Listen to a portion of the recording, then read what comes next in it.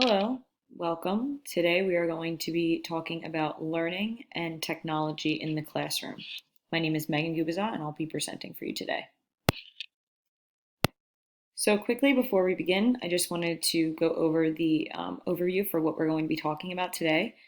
So we're going to talk about one-to-one strategies for utilizing technology in the classroom. We're going to talk about the effect and implementation of blended learning activities and programs. We're going to talk about the learning experience for both teachers and students, and then we're going to have a slide that shows some recommendations on how you might best manage devices as a school. So first, I want to just give a quick description of what BYOD actually is. So BYOD stands for Bring Your Own Device. It's a learning strategy that allows for students to bring their own tablet, laptop, etc. to support their learning with technology. These can be used within the classroom or outside of the classroom. It all kind of depends on the teacher and how they decide to plan or deliver their instruction. It can also depend on the district and the school as well. As we all know, most schools have an administration and they have a district that kind of give forth policies and procedures that are to be implemented into classrooms. So it's kind of an idea of getting technology to use within your classroom, hearing about how you're expected to use that technology, and then implementing it yourself as a teacher or as a staff member within a school. So some advantages of bring your own device is that it eliminates the need for the school or the district to supply technology for each student. This would mean that you don't need to supply the technology for every student. If a student has a device that they feel comfortable using or that they're able to use for the instruction, they're able to bring it in and use it. So this way the school would not be responsible to make up for that cost. Now, we also need to think about the fact that it's not going to have, or not every student is going to have that privilege of having a device to work with. So schools will have to supply technology for a lot of students, just not all of them in this instance. It also allows students to interact with each other in the school setting. I know that I personally used technology to have students do group projects, which means that they could, without sitting next to each other or without interacting through their voices, they could type to each other and talk to each other about their projects through the program that we were using. It also increases engagement by allowing students to use something they may be more familiar with. Obviously, students of this age are a lot more familiar with technology than maybe they were in the past. We also need to be sure to make sure that we don't assume that every student is familiar with technology. Not every student in every school or every district is going to have this kind of a privilege. But for the most part, this is something that will be engaging for students because they are more familiar with technology than maybe previous students were. It also teaches research skills by having students understand credible and not credible sources. We live in an age where there is information being thrown at you from every direction, whether it's social media or credible news sources or random ads that pop up on the television. There is always information that's being given to us. Allowing students to use technology and research within the classroom setting while they are also learning at the same time allows for them to understand the importance of this information and also the importance of our reaction to information. So to not take everything that we hear to be true right away, to make sure that we're looking up sources to make sure we're understanding what's credible and what's not. It definitely teaches students a lot of information as far as being able to receive and consume information in a responsible way. So now some disadvantages of BYOD. I wrote that it comes at a cost. I wrote this because while you might not need to have every student receive technology, you still do have to give students technology, especially because if you have them bringing, or if you have other students bringing it in, the students who do not have that technology definitely need it to make sure that they can keep up and to keep everything equitable. It's harder to keep students on track. As I mentioned before, I had students while they were doing a group project being able to communicate with each other. A lot of my students used this responsibly, but at the same time, a lot of my students did not. This It can be difficult for a teacher to understand what students are talking about or what students are doing on technology without actually staring at the screen the entire time, or making the students all face a certain direction so they kind of feel as though they are being watched constantly. So it does take a lot of responsibility from the students to make sure that they're using these things wisely. But in the following slides, I'll actually explain to you how you can, from the very beginning of your classroom experience, make sure that your students are doing that. It creates and almost perpetuates inequity. Again, there are students that do have these kinds of technologies, but there are a lot of students who do not.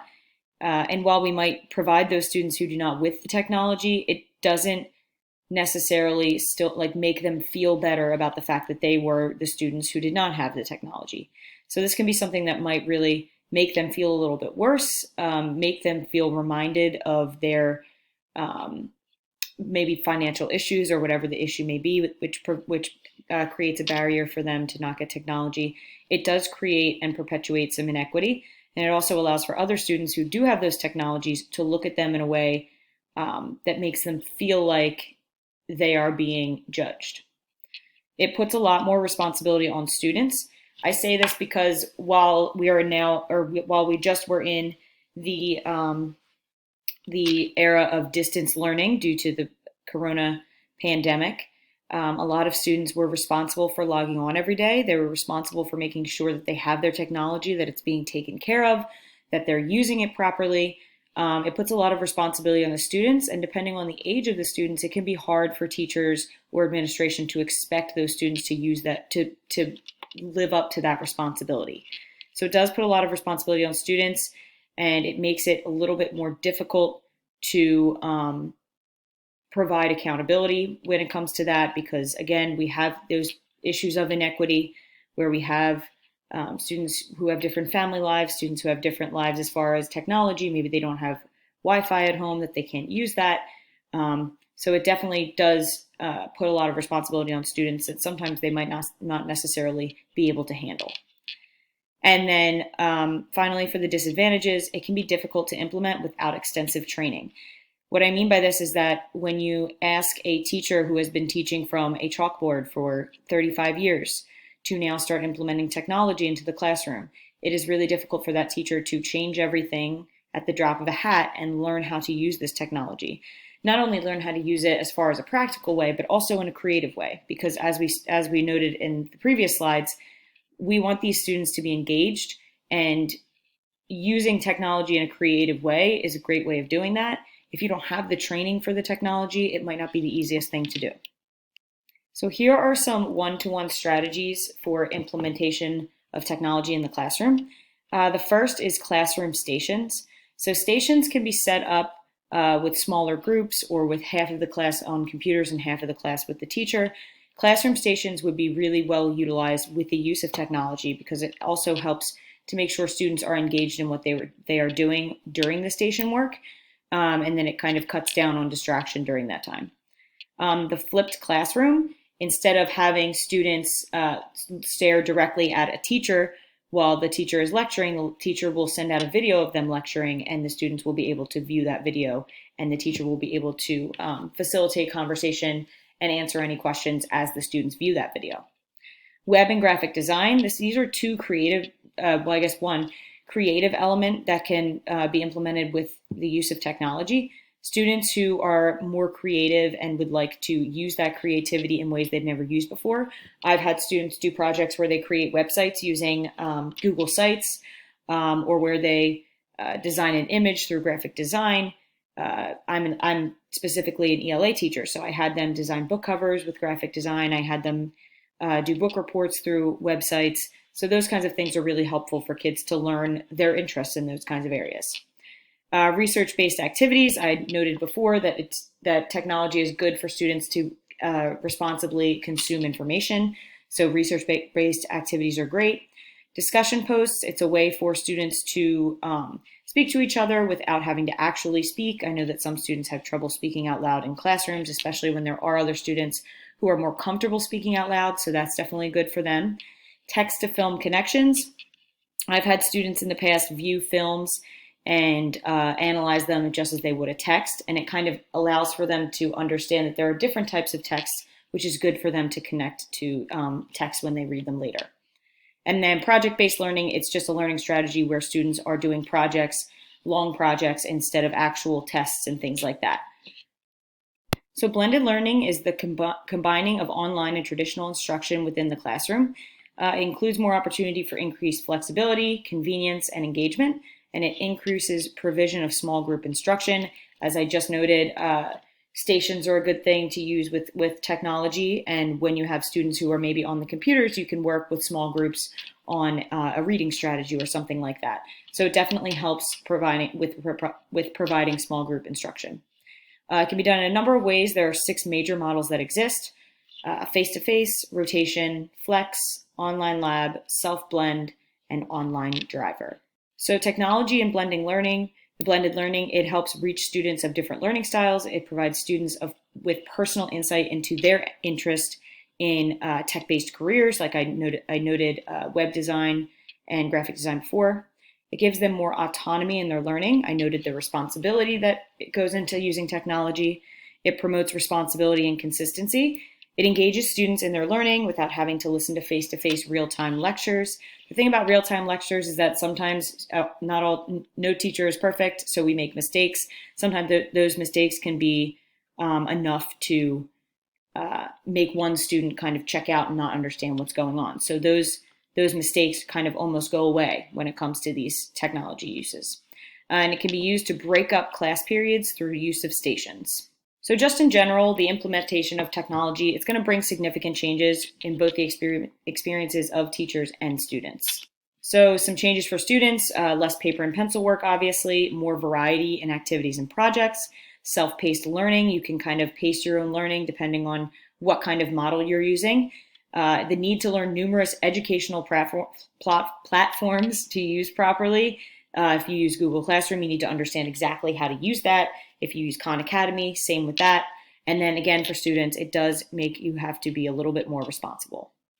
And then some changes for teachers. I mentioned how sometimes live lessons, you can make mistakes, and those mistakes can kind of send a lesson off track. With this, you can pre-record your lessons so that you know that you are doing everything you can to make sure that your lesson goes across clearly. Change in planning strategies. This could be as much as planning as far as PD days and the kind of professional development you're going to choose to use. You also need to be planning by, if you are going to record lessons, by recording them beforehand and all of that kind of stuff. It gives you an online record of student work, so less paper that you need to make sure you're keeping. Less physical materials, so you don't have to buy as much paper. The use of research-based intervention programs, and then changes in delivery of feedback. So some recommendations for technology care. One thing you can do is have students sign a contract. Students and parents sign a contract at the beginning of the year stating that they understand their responsibility to the safety of the technology. Also include acceptable use policy information and consequences of violating that contract. So from the very beginning of the year, teachers and students are aware of what is expected of them. You could also designate student jobs to count and keep track of devices before and after class. You can also ask students to distribute the computers to the class, which reduces the risk of devices getting dropped or damaged because less hands are going on them. You can also include a safe or lockbox for students to keep devices if need be, and then only you would keep that key and that passcode. That is it for this presentation today. I hope you learned a lot, and I hope you also came up with some questions. So just before we leave, here are some additional resources that you can look at that can help you kind of understand the pros and some of the effects of using technology in the classroom. And then these are the resources that I used for you today. All the links are included so that you can also read those if you would like. Thank you so much for listening, and have a great day.